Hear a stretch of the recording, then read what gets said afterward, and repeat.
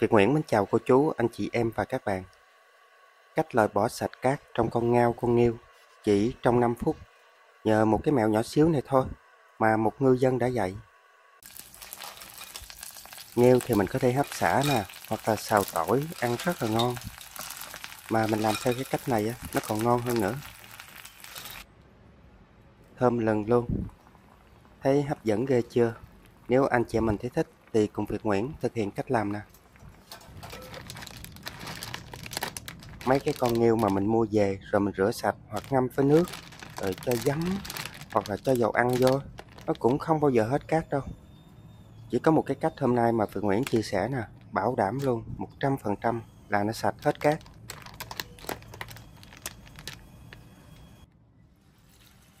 Trước tiên mình sẽ cho nước vô và sẽ rửa sạch cái phần vỏ con nghêu ở bên ngoài. Mình phải làm sạch bên ngoài trước rồi mới loại bỏ cái phần cát ở bên trong.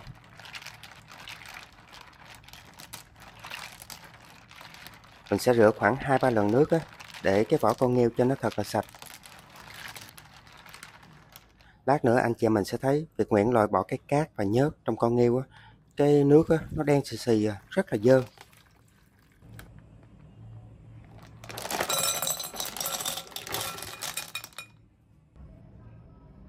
Để loại bỏ cát và nhớt trong con nghêu một cách nhanh chóng, chỉ khoảng 5 phút thôi, thì bây giờ mình sẽ sử dụng rượu trắng. Với 1 kg nghêu này á, mình cho vô đây khoảng chừng 3 muỗng canh rượu trắng thôi. Có nhiều bạn loại bỏ cát trong con nghêu bằng giấm nè, hoặc là dầu ăn, rồi nước vo gạo nữa. Nhưng mà riêng Việt Nguyễn thấy là mình sử dụng rượu trắng á, nó rất là hiệu quả luôn. Rượu trắng mình cho vô rồi á, cái anh chị mình chịu khó một tí xíu. Mình đảo liên tục vậy nè. Mình đảo khoảng chừng như 5 phút vậy đó. Mình làm cái cách này nhớt nhau rồi ba cái cát nó ra rất là nhanh. Nhớ là mình phải chịu khó đảo khoảng chừng 5 phút nha. Cứ trộn qua trộn về vậy khoảng 5 phút thôi.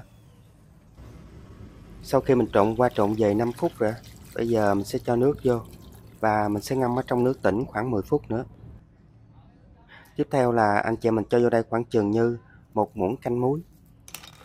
Khuấy lên để cho muối nó tan ra hết.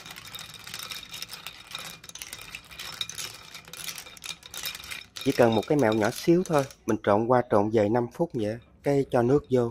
Bảo đảm khi mình chế biến món ăn sẽ không còn một miếng cát nào hết.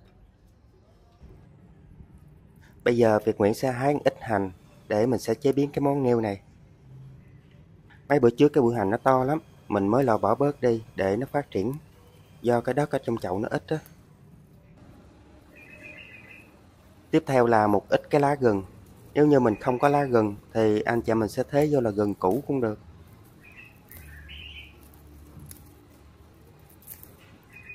Thêm một ít cái lá xả nữa. Cái chậu xả này trồng mới có 10 mấy ngày thôi. Nếu mình không có lá xả thì mình sử dụng cái tép xả cũng được. Cái lá xả và gừng á thì mình cắt cái độ dài của nó khoảng chừng như là 3-4 phân. Mình cắt một khúc vậy nè. Lát nữa mình cho vô mình xào á, nó thơm cực kỳ luôn. Quay lại cái tô nghêu, anh chị em mình có thể thấy lúc này nó nhúc nhích cục cựa nè, nó nhảy lâm ba đa luôn á. Nó sẽ nhả hết đất cát ra bên ngoài luôn, rất là nhanh chóng. Mình ngâm khoảng chừng 10 phút thôi là được à. Lúc này anh chị em mình có thể thấy cái phần nước nè, nó đen còm luôn. Ba cái sình đất là nhớt nhau vậy, nó ra hết luôn.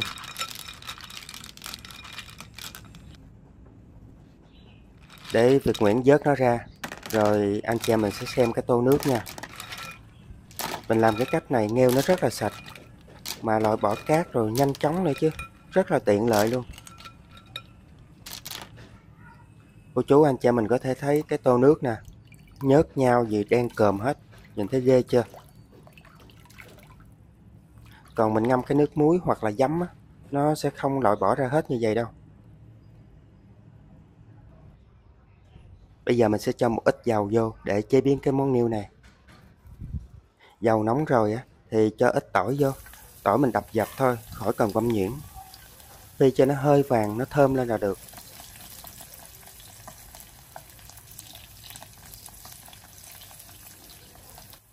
Tỏi nó thơm và nó hơi vàng rồi thì bây giờ mình sẽ cho lá xả, lá gừng, mình cho vô hết luôn.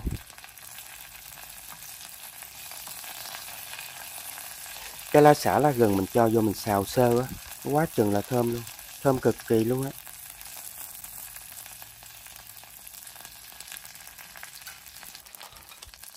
Tiếp đến là mình sẽ cho nghêu vô.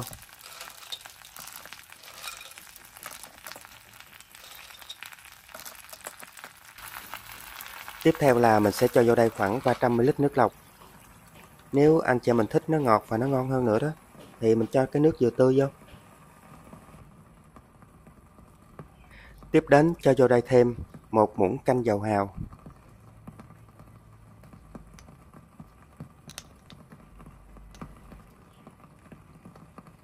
Tiếp theo là 1 muỗng canh tương ớt. Nếu như anh chị mình thích nó có cái vị cay nhiều á, thì mình có thể cho vô 2 muỗng. Ở nhà Việt Nguyễn có mấy bé sợ nó không ăn cay, cho nên là mình cho 1 muỗng vô thôi. Tiếp theo là 2/3 muỗng cà phê đường.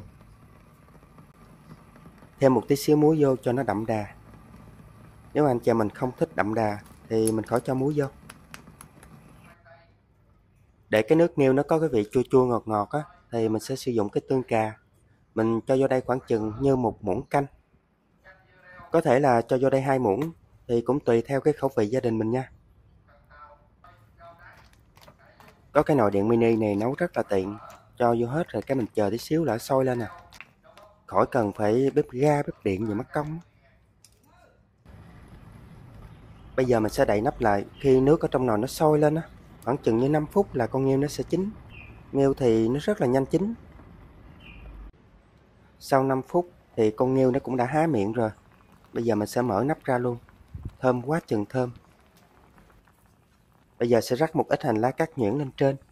Cái món nghêu này Việt Nguyễn thấy là trẻ em hay người lớn ai ai cũng sẽ rất là thích. Cái nồi nghêu hấp xả theo một công thức mới lạ, hấp dẫn ghê chưa? Quá chừng là thơm luôn. Để Việt Nguyễn nêm cái phần nước này coi nó có vừa ăn không.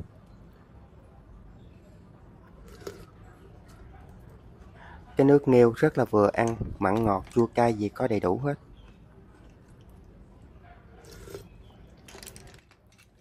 Chưa có ăn con nghêu nhưng mà nước á, thì rất là ngon.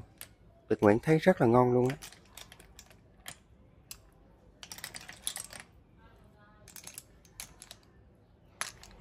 Để bây giờ mình ăn thử coi nó có còn cát không nha. Con nghêu á, là sạch sẽ cát hết luôn, không còn miếng cát nào hết.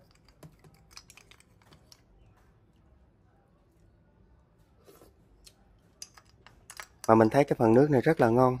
Có khi húp nước ngon hơn là ăn cái thịt nghêu luôn.